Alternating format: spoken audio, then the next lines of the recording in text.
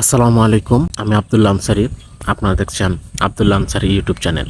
বিশ্ব রাজনীতির সমীকরণ মুহূর্তের মধ্যে বদলে যাচ্ছে। মধ্যপ্রাচ্য থেকে ইউরোপ সবখানেই এখন যুদ্ধের দামামা। এদিকে রাশিয়ার তেলের বাজার নিয়ে বিশাল চাল, অন্যদিকে লেবানন ও ইয়েমেনের যোদ্ধাদের নজিরবিহীন প্রতিরোধ। আজকের ব্রেকিং নিউজ বুলেটিনে আমি আব্দুল্লাহ আনসারী থাকছি আপনাদের পাশে। ইয়েমেনি বাহিনীর চমক ও বাবাল মান্দাব অবরোধ। সংবাদের শুরুতেই বড় খবর, পুরোদমে যুদ্ধে ময়দানে নেমে পড়েছে ইয়েমেনের বিপ্লবী হুতি বাহিনী। এতদিন তারা দূরে থেকে হামলা চালালেও এখন কৌশল পরিবর্তন করেছে। তারা শুধু আকাশপথে হামলা নয়, বরং বিশ্বের অন্যতম গুরুত্বপূর্ণ নৌপথ বাবাল মান্দাব প্রণালী কার্যকর বন্ধ করে দেওয়ার ঘোষণা দিয়েছে। লোহিত সাগরে এই পয়েন্টটিতে বন্ধ হওয়ার অর্থ হলো বিশ্ব তেলের বাজারের বড় ধরনের ধস। ইরান যেমন হরমুজ প্রণালী নিয়ন্ত্রণ করছে, হুতিরা তেমনি দক্ষিণ দিক থেকে সাপ্লাই চেইন আটকে। ফলে আমেরিকা ও পশ্চিমা বিশ্বের কপালে এখন চিন্তার ভাঁজ। পুতিনের বড় স্টাইল, তেলের বাজার স্থবির করার ঘোষণা। এদিকে রাশিয়ার প্রেসিডেন্ট ভ্লাদিমির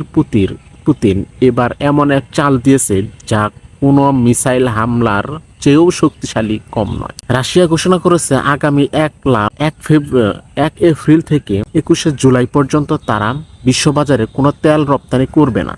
আমেরিকা যখন ইসরায়েলের উপর থেকে তেলের নিষেধাজ্ঞা তুলে নিয়ে বাজার করার চেষ্টা করছিল, ঠিক তখনই পুতিন এই এনার্জি স্ট্রাইক চালাল। এর ফলে ইউরোপ ও পশ্চিমা দেশগুলোতে তেলের দাম আকাশচুম্বী হওয়ার আশঙ্কা দেখা দিয়েছে। পুতিনের পরিষ্কার বার্তা, যদি রাশিয়ার উপর থেকে সব নিষেধাজ্ঞা তুলে না নেওয়া হয় তবে পুরো বিশ্বকে জ্বালানি সংকটের মুখোমুখি হতে হবে। লেবানন ফ্রন্ট এবার আসি। 100টি মার্কাবা ট্যাঙ্ক ধ্বংস।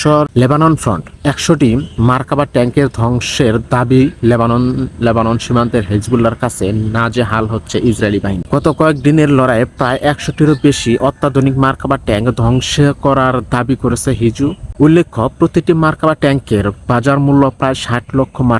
শুধু গত 24 ঘন্টাতেই 20 থেকে 28টি ট্যাঙ্ক গুঁড়িয়ে দেওয়া হয়েছে। এই ব্যাপক ক্ষয়ক্ষতির কারণে ইসরায়েলি সেনাদের মনোবল ভেঙে পড়ে বলে আন্তর্জাতিক গণমাধ্যমগুলো ইঙ্গিত করছে। এমনকি খোদ আইডিএফ প্রধান 50,000 সেনার ঘাটতির কথা স্বীকার করেছে, যা এই যুদ্ধের ভয়াবহতা স্পষ্ট করে। ইরান আমেরিকান সরাসরি সংঘাত ও বুবিয়ান আইল্যান্ড। অন্যদিকে কুয়েতের কাছে বুবিয়ান আইল্যান্ডে মার্কিন বাহিনীর উপর বড় ধরনের হামলার খবর পাওয়া গেছে। ইরান দাবি করেছে তারা নিখুঁত গোয়েন্দা তথ্যের ভিত্তিতে নস্যাৎ করে দিয়েছে। সৌদি আরবের প্রিন্স সুলতান বিমান ঘাঁটিতেও ইরানি ড্রোন ও মিসাইল আঘাত হেনেছে বলে অসমর্থিত সূত্রে জানায়। ইরানের এই হার্ডলাইন অবস্থান প্রমাণ করছে যে তারা এবার ছাড় দিতে নারাজ। প্রিয় ভাই বোনেরা, এই ছিল এখনকার মতো গুরুত্বপূর্ণ সংবাদের সারাংশ। যুদ্ধের গতি প্রকৃতি যে কোন দিকে মোড় নিতে পারে, তেলের সংকট আর সম্মুখ যুদ্ধ, সব মিলিয়ে এক অস্থির সময় পার করছে বিশ্ব।